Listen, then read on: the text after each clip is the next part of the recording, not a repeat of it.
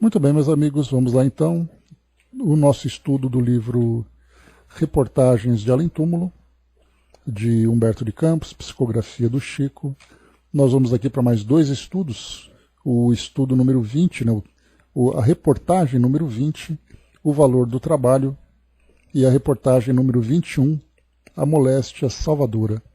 Então vamos lá, fazendo aqui a leitura então, e nós vamos depois para as nossas reflexões.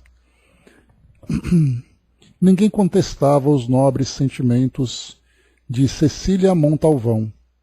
Entretanto, era de todo sabida a aversão ao trabalho, a sua aversão ao trabalho.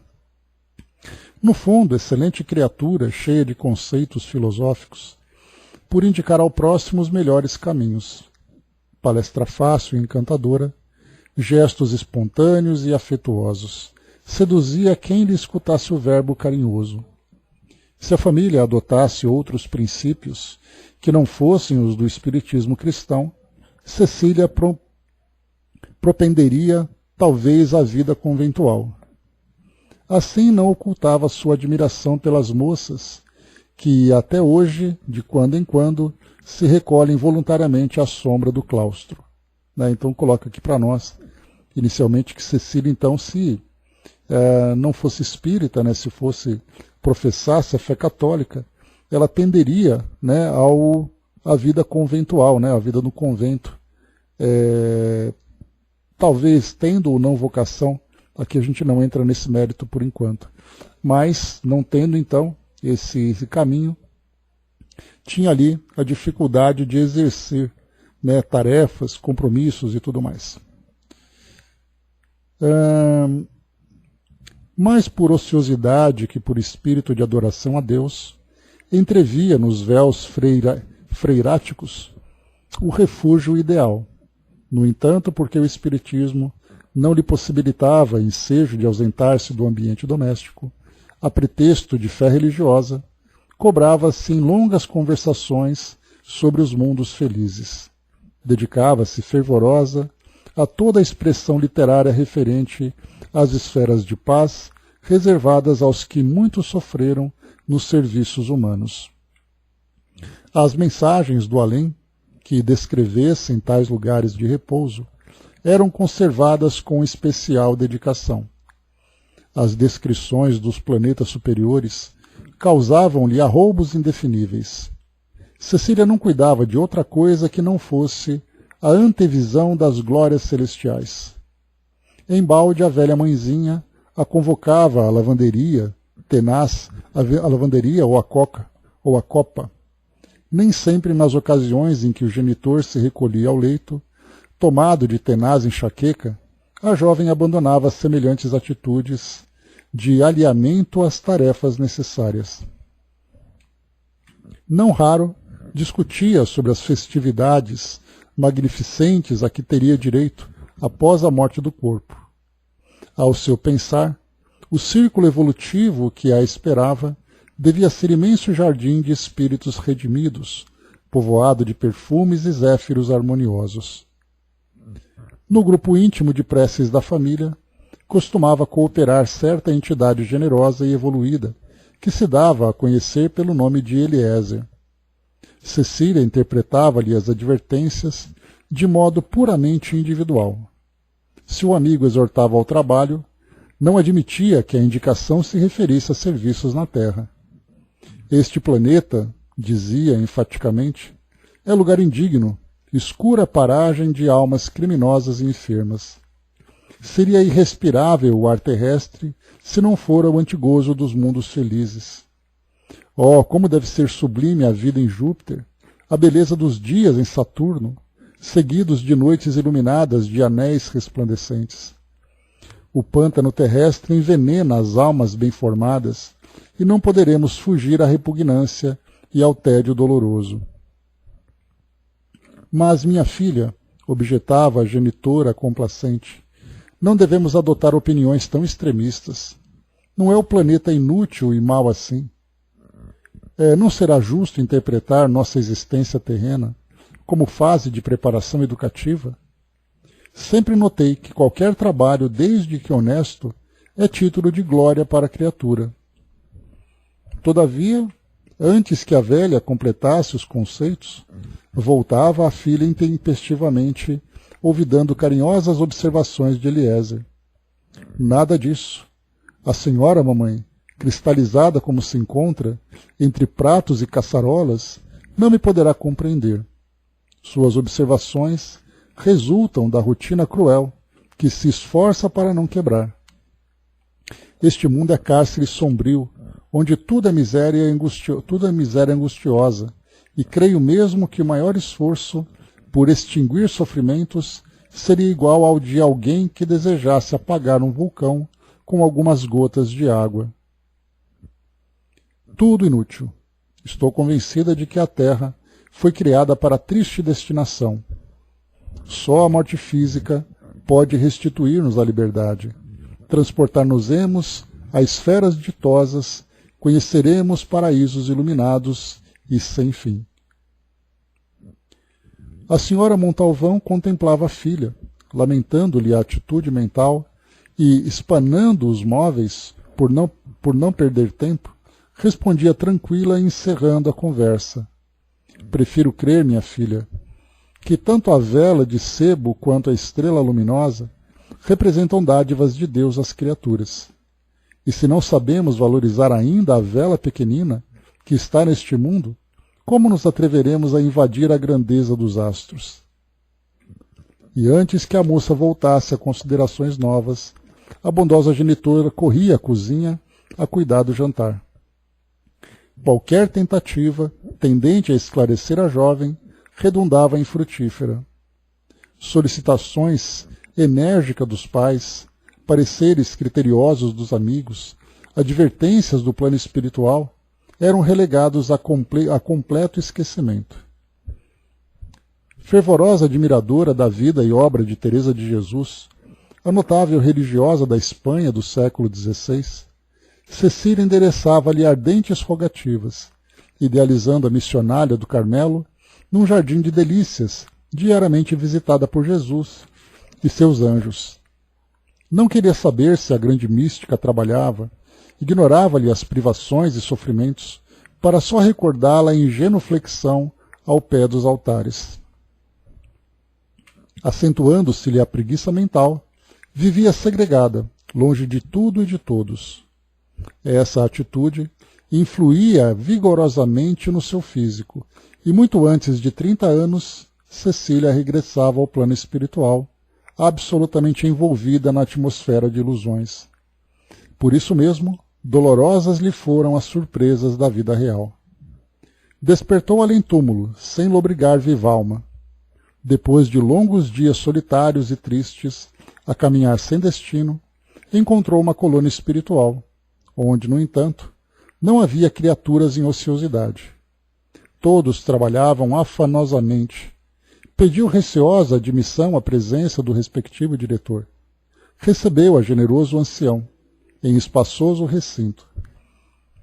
Observando-lhe, porém, as lânguidas atitudes, o velhinho amorável sentenciou: minha filha, não posso hoje dispor de muito tempo ao seu lado, pelo que espero manifeste seus propósitos sem delongas. Estupefata ante o que ouvia, ela expôs suas mágoas e desilusões, com lágrimas amargurosas. Supunha que, após a morte do corpo, não houvesse trabalho. Estava confundida em angustioso abatimento. Sorriu o ancião benévolo e acrescentou: essas fantasias são neblinas no céu dos pensamentos. Esqueça-as, bondosa menina. Não se gaste em referências pessoais. E, entremostrando preocupação de serviço, concluía: por não termos descanso para hoje, gostaria dissesse em que lhe posso ser útil. Desapontada, lembrou a jovem a bondade de Eliezer e explicou o desejo de encontrá-lo. O velhinho pensou alguns momentos e esclareceu: não disponho de auxiliares que possam ajudá-la, mas posso orientá-la quanto à direção que precisa tomar. Colocada a caminho, Cecília Montalvão viu-se perseguida de elementos inferiores. Figuras repugnantes apresentavam-se-lhe na estrada, perguntando pelas regiões de repouso. Depois de emoções amargas, chegou à antiga residência, onde os familiares não lhe perceberam a nova forma. Ia retirar-se em pranto, quando viu alguém sair da cozinha num halo de luz. Era o generoso Eliezer, que a ela se dirigia com um sorriso afetuoso. Cecília caiu-lhe nos braços fraternais e queixou-se lacrimosa. Guiai-me, meu venerando amigo, estou abandonada de todos. Compadecei-vos de mim. Guiai-me por caridade aos caminhos da paz. Acalme-se, murmurou o benfeitor plácido e gentil. Hoje estou bastante ocupado. Entretanto, aconselho-te a orar fervorosamente, renovando resoluções. Ocupado? Bradou a jovem, desesperada. Não sois instrutor na revelação espiritual? Sim, sim. De dias a dias coopero no serviço das verdades divinas, mas tenho outras responsabilidades a atender. E que tereis no dia de hoje em caráter tão imperativo, abandonando-me também à maneira dos outros? Interrogou a recém-desencarnada, revelando funda revolta. Devo auxiliar tua mãezinha nos encargos domésticos, ajuntou Eliezer brandamente. Logo mais tenho serviço junto a irmãos nossos. Não te recordas do tintureiro da esquina próxima?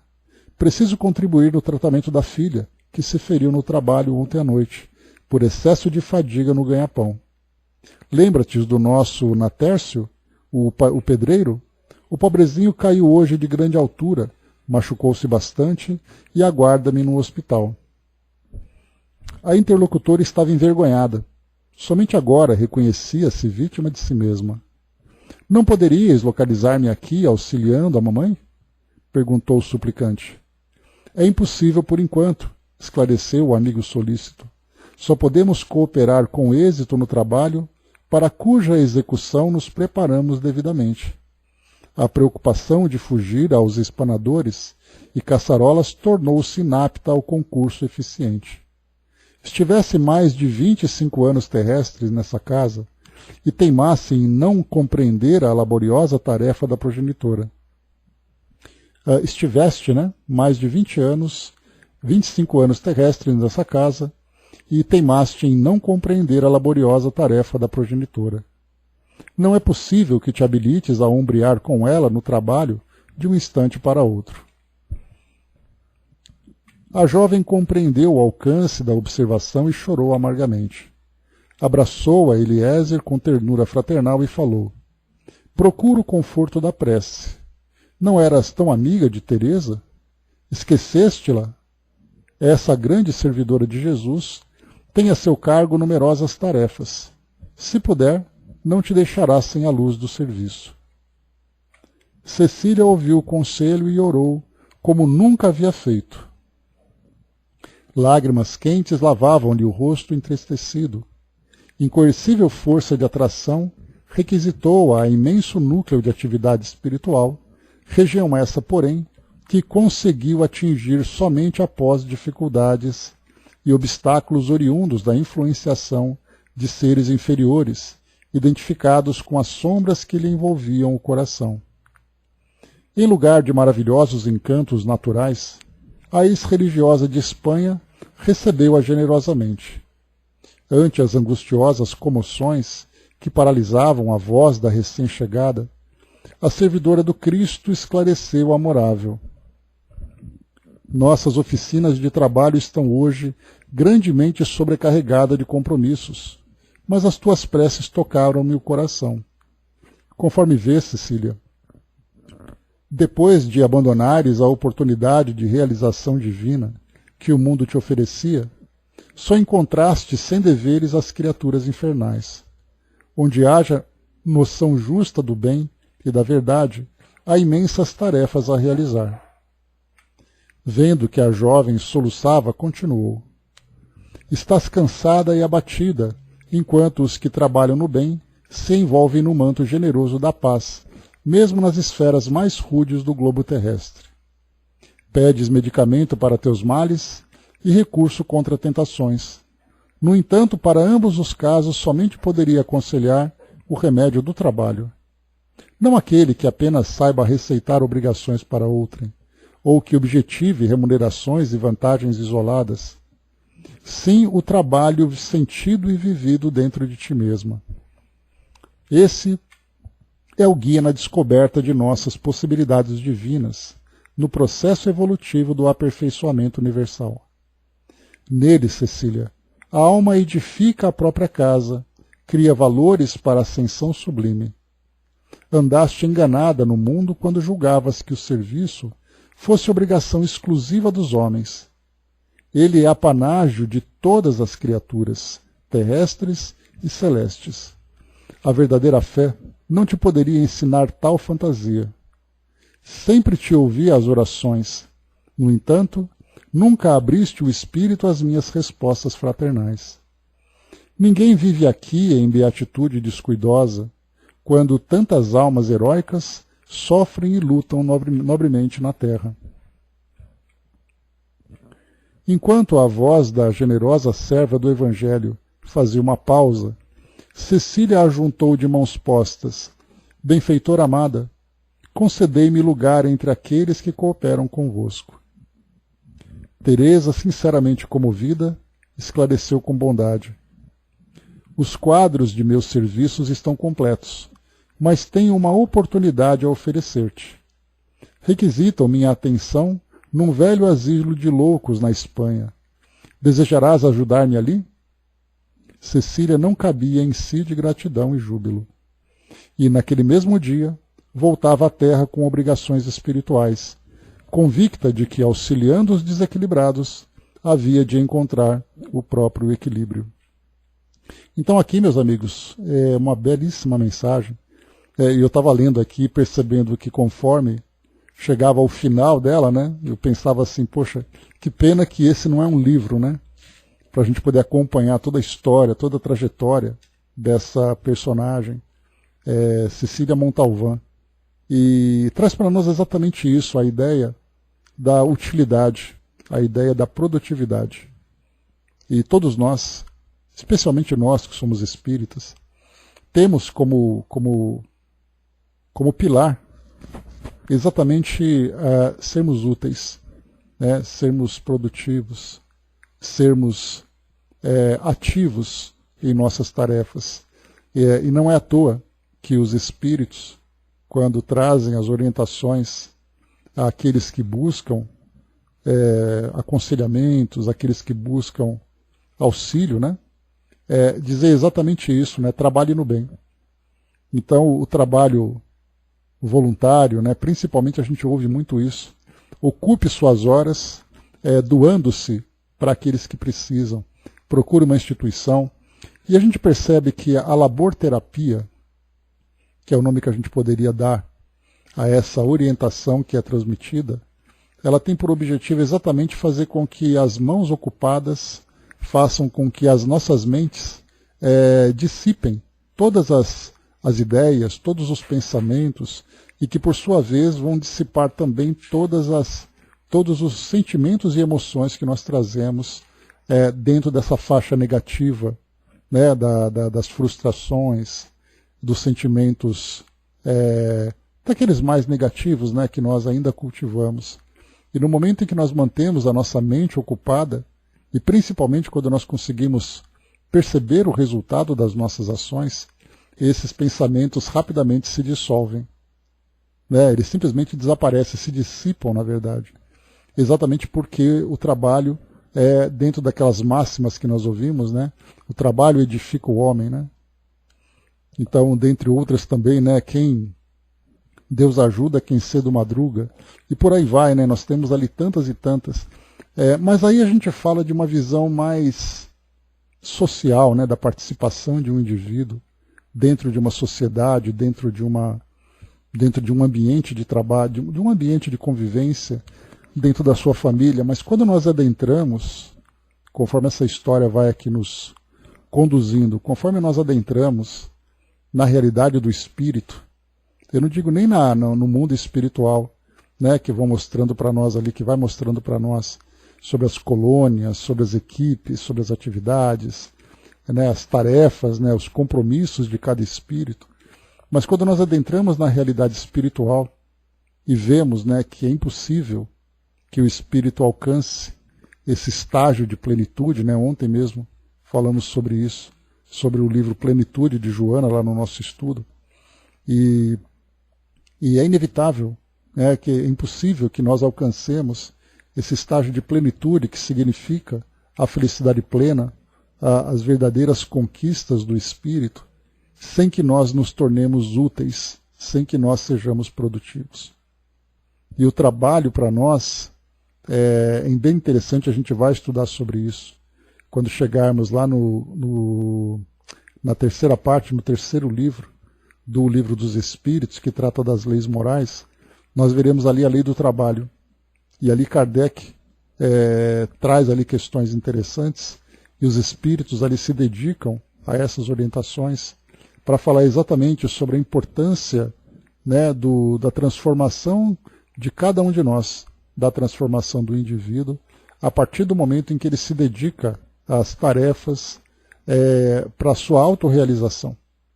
Né? Então, o trabalho faz com que nós nos desenvolvamos intelectualmente, faz com que nós nos desenvolvamos moralmente, faz com que o nosso psiquismo se torne ativo e dentro dessa atividade nos conduza ao nosso desenvolvimento pessoal.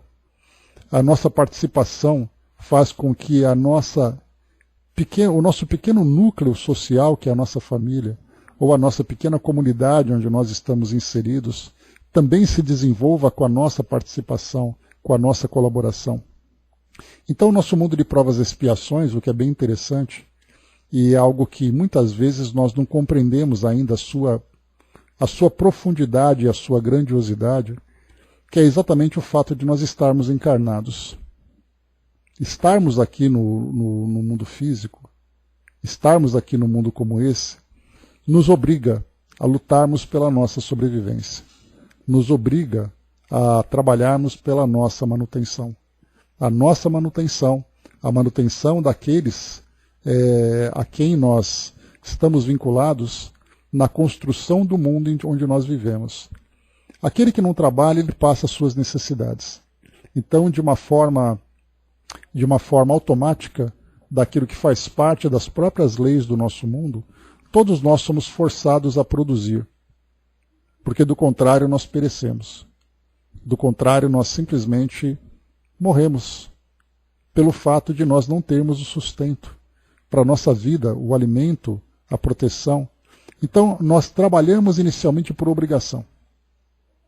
Conforme o tempo passa, e nós vamos desenvolvendo valores, principalmente os valores de sermos úteis, de sermos colaborativos, e tantas outras virtudes que nós poderíamos encaixar dentro desse raciocínio, nós começamos a sentir prazer pelo trabalho. Nós começamos a sentir prazer em produzir. Porque a vontade de fazer com que as coisas melhorem vai muito além da obrigação da sobrevivência. Então, estarmos encarnados hoje, dentre todo o aprendizado que nós desenvolvemos, pelo fato de estarmos aqui no nosso mundo, o desenvolvimento desses valores com relação à nossa vontade, ao nosso desejo de produzir, de construir, é um resultado do bom aproveitamento da nossa presença aqui no mundo. E muitas vezes nós acreditamos que o trabalho que nós fazemos, que remunerado, né? Então o nosso trabalho se dá com o objetivo da nossa sobrevivência. Nós somos remunerados, nós recebemos ali todas as recompensas, né, do fruto desse trabalho, mas quando nós começamos a desenvolver o desejo realmente de produzir, as nossas ações vão muito além da remuneração. Porque muitas vezes, né, como eu já comentei com vocês, certa vez, num tom de brincadeira, conversando com um amigo, né, que trabalhava num ambiente comum onde nós atuávamos, e aí eu perguntei, como é que vão as coisas aqui? Ah, eles fazem de conta que me pagam e eu faço de conta que trabalho. E aí a gente deu aquela risada, coisa e tal, mas depois eu fiquei pensando nisso. Tanto que depois de tantos anos desse encontro, né, de um amigo muito querido, desse encontro, essa frase, essa conversa ficou muito marcada para mim. De pensarmos assim, quer dizer, se isso for levado a sério, em que você trabalha apenas de acordo com aquilo que te remuneram, significa que você não produz, você apenas ali cumpre as exigências daquilo que você recebe. Mas a partir do momento em que você começa a se dedicar à tarefa, sim, pela troca da remuneração, pela troca do trabalho, pela troca do emprego onde a pessoa se encontra, e você vai além, fazendo bem feito o seu trabalho, e não de acordo com a remuneração, mas de acordo com a sua capacidade, de acordo com aquele desejo de perfeição que vai se desenvolvendo dentro de nós, porque o desejo de perfeição faz com que nós sejamos dedicados, de queremos trabalhar sempre pelo melhor, de trabalharmos sempre para fazer com que as coisas se transformem para nós e para os outros. Então, quando nós começamos a desenvolver essas virtudes, as nossas ações vão além da remuneração, vão além da troca. Tanto é assim que esse conceito de trabalho voluntário, que para nós a gente acaba colocando isso como algo meio institucional, né? Você se vincula a uma instituição, eu sou um trabalhador voluntário, não sei o quê. Mas, na verdade, a disposição do trabalho voluntário se dá dentro de casa, quando você vê alguma coisa fora do lugar, quando você vê alguma coisa que pode ficar melhor numa limpeza, numa organização, você toma iniciativas. Então, o voluntariado para nós, na verdade, ele não é apenas o trabalho dentro dessas instituições com as quais a gente se vincula para prestar serviço para o próximo ou para a sociedade. Nós vamos além. Nós fazemos isso em qualquer situação. É daí que nós temos, todos nós espíritas, e eu falo apenas espíritas, porque nós falamos do nosso público, né, mas nós podemos estender isso para todas as comunidades, todas as filosofias, onde nós encontramos pessoas que trazem disposição para trabalhar no bem. Nós vemos que as nossas iniciativas, né, dentro dessa filosofia, nós somos sempre incentivados a trabalhar. E aí muitas vezes a gente acaba até se iludindo, né? Porque a gente faz tão pouco, a gente faz um trabalho muitas vezes semanal, um trabalho periódico, dedica uma parte do nosso tempo e tudo mais, e a gente volta para o mundo espiritual, né, esperando aquele crachá especial de trabalhador, como se o trabalho que nós fazemos aqui se comparasse com o trabalho dos grandes missionários do mundo espiritual. Né, aqui no caso Cecília, né, lembrando da nossa querida Cecília, trabalhadora incansável, né, que nós aprendemos a amar, a Cecília, personagem aqui da nossa história, se vincula a Teresa de Jesus, Santa Teresa d'Ávila, né, aquela que traz tantas histórias para nós.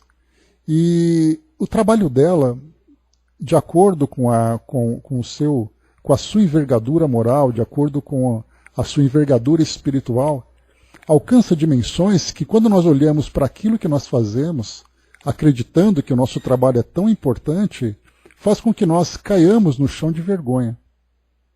Não porque eu sou um dirigente, porque eu sou um trabalhador, porque eu sou um profissional, porque eu faço, porque eu aconteço, porque eu sou importante nisso, eu sou naquilo, e de repente a gente se depara com esses espíritos que dedicam tanto e tanto tempo das suas existências, de suas vidas, trabalhando sem qualquer tipo de pretensão de remuneração, sem receber nada em troca.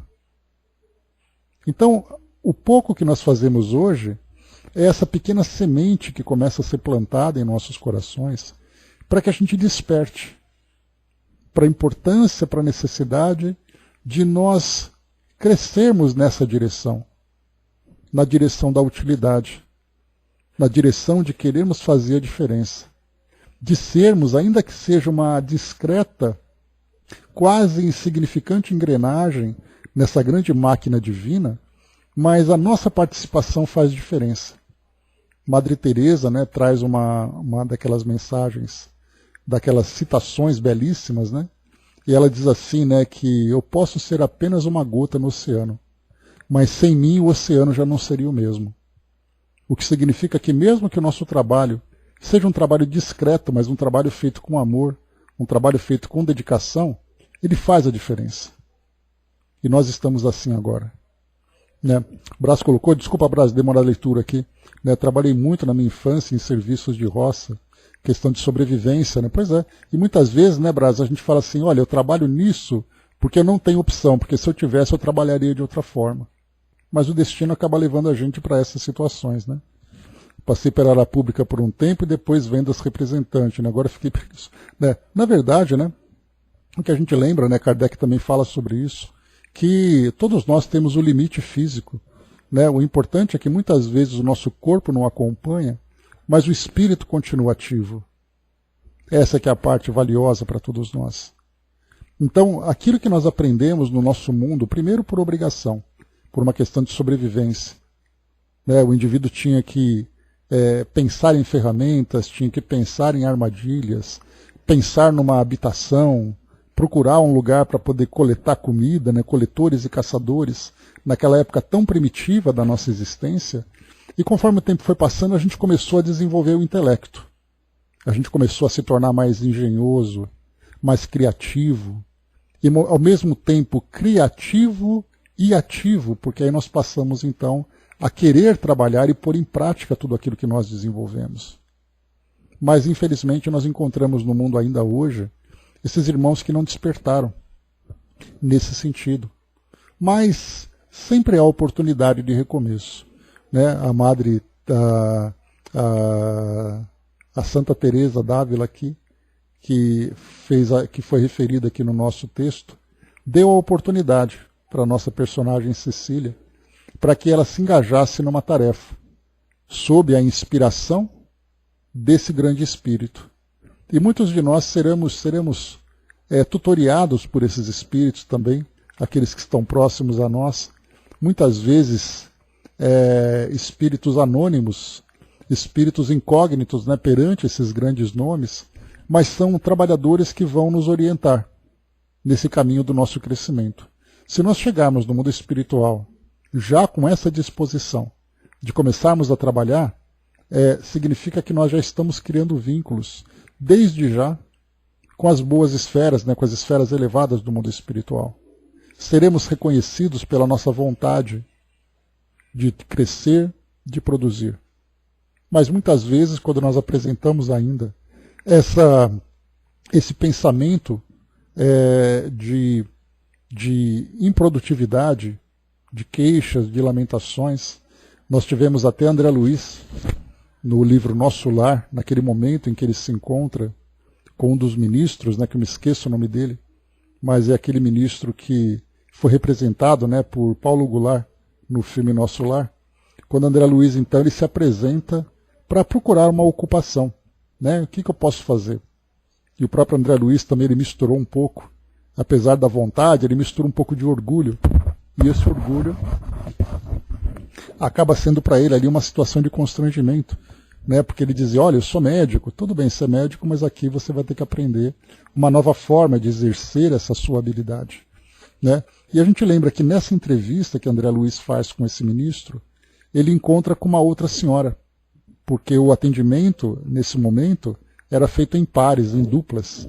E André Luiz ficou por último, e ao lado dele uma senhora, que procurava sempre ali argumentos para justificar a sua inatividade, com lamentações, escolhendo aquilo que apenas satisfazia os seus interesses, e por mais que fosse oferecido para ela uma oportunidade para que ela pudesse começar a se desenvolver, ela sempre encontrava uma desculpa. E ali a gente teve uma lição muito grande, mostrando que infelizmente nós encontramos no nosso mundo ainda pessoas que se colocam dessa forma, e muitas vezes nós mesmos fazemos parte desse grupo. Porque às vezes nós trabalhamos de acordo com aquilo que nós queremos fazer. E existe uma diferença entre aquilo que você deve fazer e aquilo que você precisa fazer. Né? Mas com o passar do tempo a gente vai amadurecendo, a gente vai desenvolvendo esses novos valores e fazendo com que a nossa vida se torne produtiva. E lembrando que essa produtividade, ela não deve ser medida pelas moedas que nós ganhamos. Porque há aqueles que dentro das suas, né, do seu planejamento, trabalha e acaba tendo ali conquistas materiais valiosas. Mas quantos são aqueles que caem exatamente por causa dessas conquistas? Ganham fortunas, constroem patrimônios imensos e simplesmente chegam ao mundo espiritual dentro da mendicância. Porque eles, como espíritos, não se desenvolveram dentro desse cenário. Não significa que todos aqueles que têm patrimônio não são espíritos que estão se desenvolvendo. Já até comentamos sobre isso, né? Nós olhamos para o nosso mundo hoje e vemos empresários pelo mundo afora que constroem grandes impérios, que têm ali grandes fortunas, e aí nós ficamos pensando, coitado desse espírito, vive no meio do dinheiro e vai sofrer no mundo espiritual. Não, não. Esses espíritos trazem grandes responsabilidades na gestão dessas instituições, muitas vezes fazem de uma forma consciente, outras vezes fazem de uma forma inconsciente, muitas vezes trabalham apenas ali pelo sucesso, pelo poder, mas não se dão conta que o fruto do seu trabalho colabora com o desenvolvimento da sociedade, emprega inúmeras, incontáveis famílias, pessoas que a sustentam suas famílias e tudo mais. Então trazem as suas responsabilidades. Sentam-se ali nos seus gabinetes, nos seus escritórios e ficam ali assinando papéis, tomando decisões, gerenciando o desenvolvimento e as atividades da empresa, para que 5.000 funcionários estejam ali sendo beneficiados, que por sua vez 5.000 famílias que são representadas por eles, que ao mesmo tempo faz o desenvolvimento da sociedade. Então, quando esses indivíduos que ocupam essa posição têm consciência do trabalho e fazem esse trabalho com dedicação, com amor por aquilo que faz, sabendo da sua importância nessa grande máquina que rege aqui a nossa vida no mundo material, esses espíritos se tornam felizes com muito mais efetividade e muito mais rapidez. Aqueles que trabalham apenas ali pelo prazer e pelo orgulho de fazer, estão se desenvolvendo, estão sendo úteis, embora de uma forma inconsciente. Né? Lembro que o Chico dizia, né, Emmanuel dizia para ele, que até os vermes trabalham de uma forma inconsciente. E o papel dos vermes na natureza tem ali um papel fundamental na decomposição da matéria orgânica, na fertilização da terra, para que a terra possa germinar. Fazem isso de uma forma inconsciente. Emmanuel, no Livro dos Espíritos nós temos, falando sobre as miríades de corais que se encontram no oceano, são seres no seu estágio inicial de desenvolvimento, como princípios espirituais, e ainda assim são úteis à natureza, sem se darem conta disso. E quando nós estamos, então, desenvolvendo a nossa consciência, estamos desenvolvendo o nosso entendimento e a nossa percepção com relação ao nosso papel do mundo, aí sim significa que a luz da evolução começa a acender na nossa consciência. Ainda que seja apenas uma faísca, aquela fagulha que salta de uma vela, mas já iniciou um processo não apenas de iluminação, mas de autoiluminação. Porque nós fomos capazes de compreender o nosso papel nessa grande máquina do universo, de acordo com os nossos talentos, com as nossas oportunidades, com as nossas habilidades, com as nossas capacidades. E quando nós utilizamos isso a nosso favor, não tenhamos dúvida que a conquista dessa felicidade plena que nós desejamos alcançar se encontra muito mais próximo do que a gente imagina. Então, uma belíssima mensagem, adorei. Como eu falei para vocês aqui, se tivesse um livro contando a história dessa personagem, certamente ele seria um livro extremamente prazeroso para todos nós. Brás colocou, né, trabalhar em tudo com prazer é uma grande virtude. Pois é, o amor. Né, o amor que nós dedicamos a tudo aquilo que nós fazemos. Conforme o tempo vai passando, a gente vai conseguindo compreender e percebendo que nem sempre as coisas acontecem do modo como nós gostaríamos. Que nem sempre nós trabalhamos naquilo que para nós é prazeroso. Só que, na verdade, não é uma questão de prazer. É uma questão de fazer. E quando nós fazemos com amor, certamente o resultado surge. Muito bem. O próximo aqui, eu acho que não vou nem fazer a leitura, porque é um texto longo. Nós já estamos aqui no final do nosso trabalho, né? Foi bem proveitoso esse tema. Né? Uma hora você faz um estudo aprofundado sobre os seres elementais com os devas para trazer para nós. A gente vai ter logo isso, Brás. Eu acredito que no Livro dos Espíritos. Logo a gente vai entrar ali nos 3 reinos, e ali a gente vai ter oportunidade de falar. Eu pretendo fazer ali uma pesquisa bem bacana para a gente poder aproveitar. Não, pois ali é pouquinho, né? Mas eu pretendo expandir isso, porque a gente lembra sempre que Kardec, na sua época, o papel da doutrina espírita naquela época era dizer para as pessoas sobre a realidade da vida no mundo espiritual, a realidade de todos nós, né? Como ele coloca lá no livro O que é o Espiritismo, que o Espiritismo fala sobre a nossa origem, o nosso destino e a relação entre as duas dimensões, entre os dois mundos, o mundo físico e o mundo espiritual. Então ele acaba abordando isso de uma forma muito superficial, né? Naqueles 3 reinos nós temos ali perguntas, que são perguntas muito simples, mas ao mesmo tempo trariam para nós reflexões e conhecimentos extremamente valiosos. Então, quando nós chegarmos nesses 3 reinos, eu pretendo trabalhar com as nossas pesquisas, fazendo pesquisas, né, para que a gente tenha subsídios bem interessantes para a gente poder falar sobre tudo isso. Falar sobre os reinos, né, o mineral, o reino vegetal, o reino animal, falar dos princípios espirituais envolvidos nos reinos dos seres vivos, né, dos seres viventes, e ver tudo aquilo que a doutrina pode nos oferecer. Né?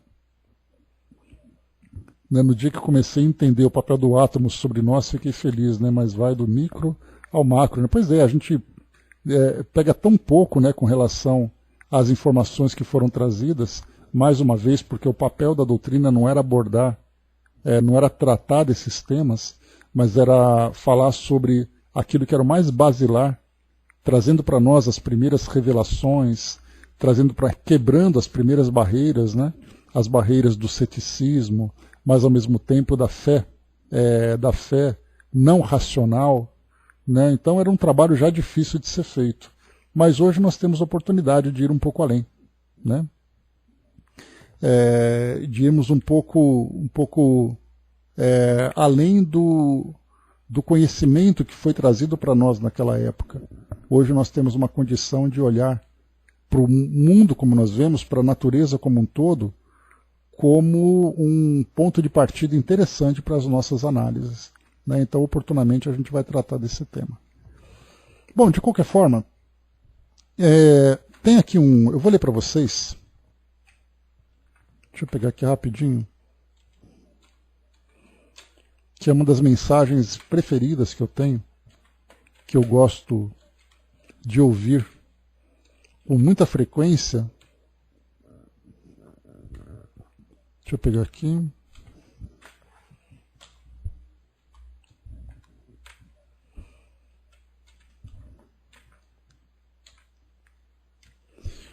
Só um instantinho.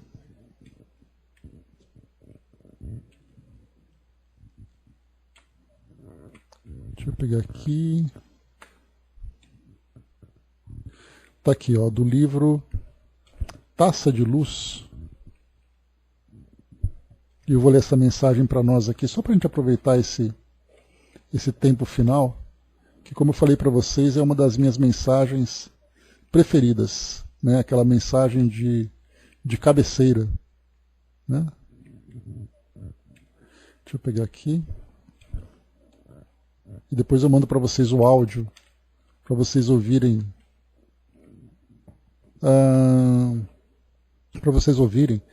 Com uma boa produção. Né? Então aqui o livro, mais uma vez, o livro Taça de Luz, autores diversos.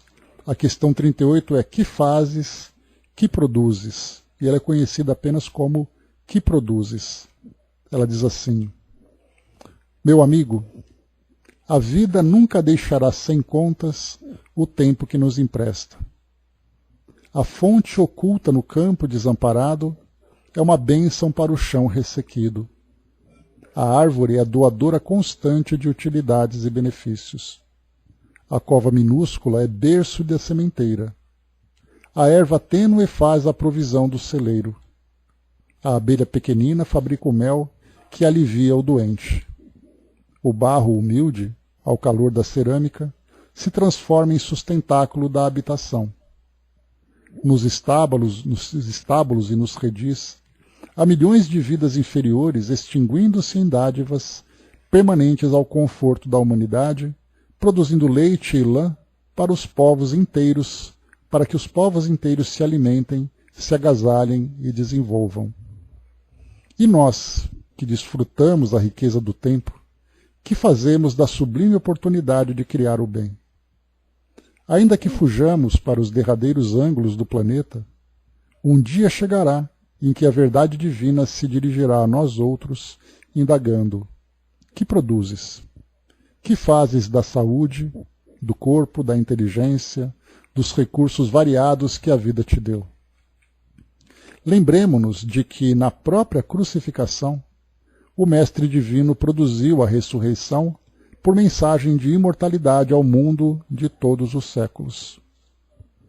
Não te esqueças, meu amigo, de que a felicidade é uma equação de rendimento do esforço da criatura, na improvisação do bem e na extensão dele, e não ouvides que provavelmente não vem longe o minuto em que prestará contas de teu aproveitamento nas bênçãos de trabalho e paz, alegria e luz que vens atravessando na condição de usufrutuário da terra.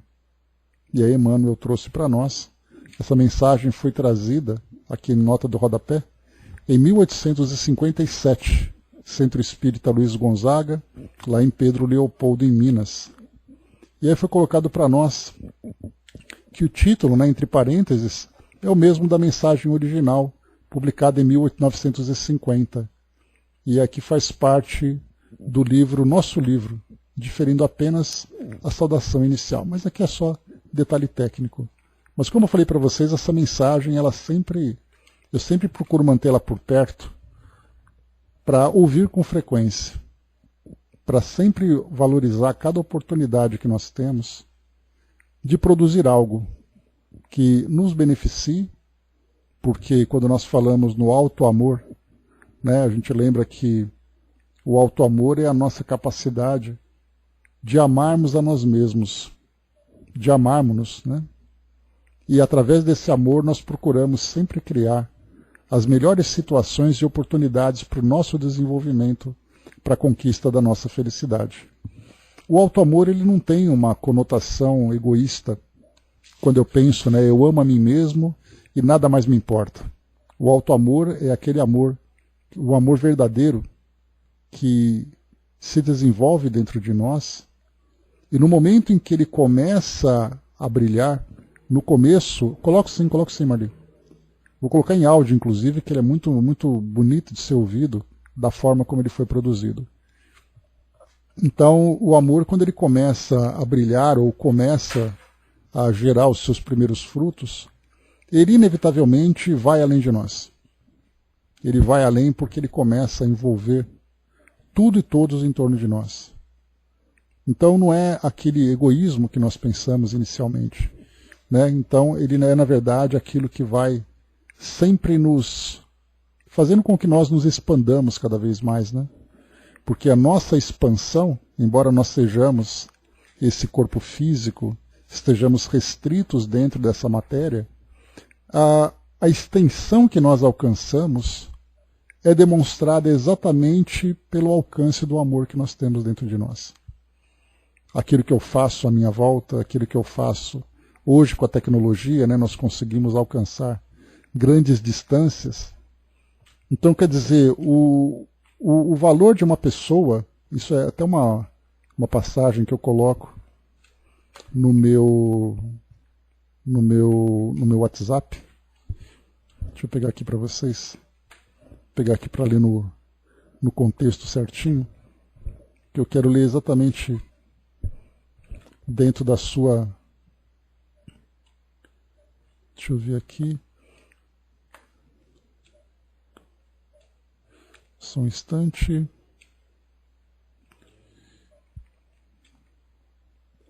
Agora eu só preciso achar, né?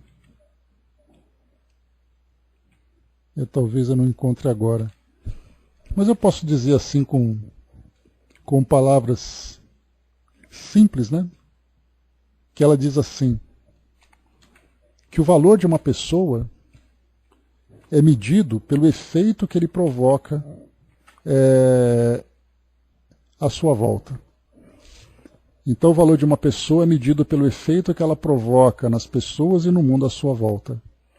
Então a gente começa, e claro que a gente sempre vai ter a pretensão de querer fazer a nossa automedição, mas mais uma vez, né, como eu coloquei para vocês, a gente começa a olhar à nossa volta e ver realmente, né, quem são esses grandes trabalhadores, né, que quando nós pegamos, por exemplo, a nossa melhor referência, dentre tantas outras, né, mas a nossa melhor referência, que é o Chico, se nós procuramos, né, estender ali o nosso campo de ação, que vai além de nós, pelas nossas ações, pelas nossas ideias, pelas nossas palavras, né, que tudo vai se propagando, a gente vai ampliando, né, esse campo de ação que é criado em torno de nós.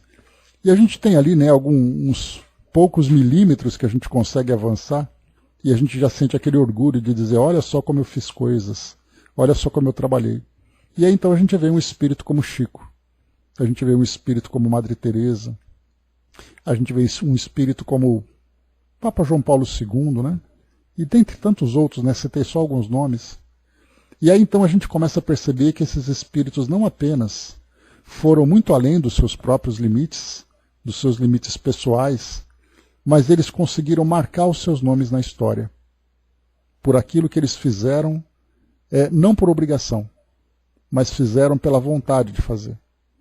Então isso se torna para nós grande referência, para mostrar que um dia, talvez a gente consiga, talvez não, um dia a gente vai conseguir, mas é uma jornada longa que nós temos ainda que fazer, nós vamos conseguir chegar próximos a esses espíritos, para sentirmos a grandeza, a grandiosidade do amor que se desenvolve dentro de nós. Então, quando nós lemos uma mensagem como essa, que produzes, a gente tem que deixar isso na geladeira, para a gente ficar sempre atento, para que nós não esmoreçamos, para que nós não desistamos, para que nós não deixemos de continuar esse nosso caminho, porque mais uma vez, não é uma questão física, não é uma questão geográfica, é uma questão de espírito, né? E cada espírito vai conseguir manifestar as suas capacidades dentro das suas limitações, né? Não adianta a gente querer imaginar que, poxa vida, eu queria que fosse diferente. Talvez se fosse diferente a gente não faria. Mas nesse momento, do modo como as coisas são, nós temos que fazer o nosso melhor. E esse melhor, mais uma vez, não temos que ter a preocupação do tanto que nós realizamos, mas na verdade é do esforço e da vontade que nós investimos. E é isso que vai fazer a grande diferença. Porque tem muitos daqueles que fazem muito, mas que se dedicam pouco, que não fazem com amor, não fazem com vontade, fazem muitas vezes dentro daquela passagem do Evangelho, esperando que a mão esquerda veja o que a direita faça, para que ele possa receber os aplausos. Sem dúvida, todos aqueles que foram beneficiados pelas suas ações serão ali de alguma forma um crédito para ele. Porque mesmo que ele tenha feito com um pensamento vaidoso, com um pensamento egoísta, o trabalho foi feito. E pessoas foram beneficiadas por causa dele. Mas ele pessoalmente, ele individualmente, não conseguiu alcançar aquilo que ele poderia ter alcançado se ele investisse o amor, a boa vontade de querer fazer. Né? Então tudo isso entra na conta do espírito, na conta da sua consciência. Então não serão planilhas, não serão volumes que serão medidos, mas exatamente a capacidade que ele teve de se doar. Então essa referência se torna para nós a referência do nosso próprio desenvolvimento, para analisarmos não aquilo que eu faço, mas como eu faço as coisas, de que modo que eu tenho essa vontade. Mas fulano faz mais do que eu. Se ele faz mais do que você, é porque ele tem mais obrigação de fazer. Nós fazemos aquilo que é possível para todos nós. E muitas vezes fazemos até o impossível.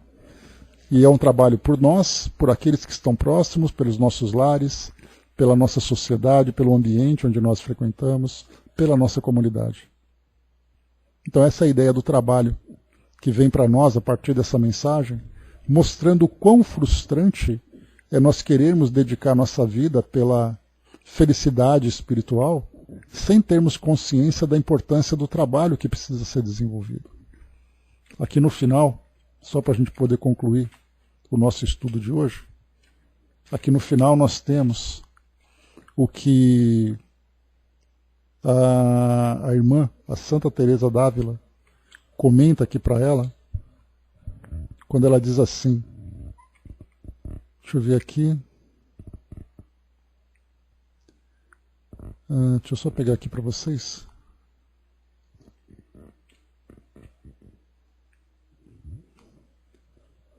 Eu não vou encontrar agora porque me veio de improviso.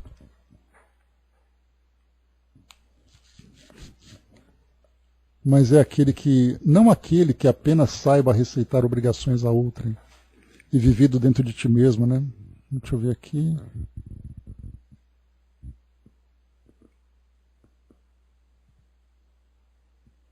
Eu não vi aqui, mas ela quis dizer aqui que é somente através do trabalho que acontece a nossa autoiluminação, né? Essa aqui é a mensagem. A Angelina colocou, né, o amor que Jesus ensinou está em nossas almas e não é expresso em palavras, né, e sim fluem em sentimentos e atitudes que brotam naturalmente do ser, né? Então, essa que é a nossa, né, a nossa maior reflexão, né, de lembrar aquilo que Jesus trouxe para todos nós. Então, meus amigos, é isso. Fechando aqui o nosso estudo, já retornamos aqui também já com grandes e profundas reflexões para nos ajudar sempre, né, fazer uma revista da nossa vida, né?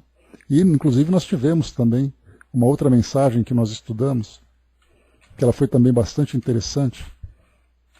Ela é intitulada, deixa eu lembrar aqui,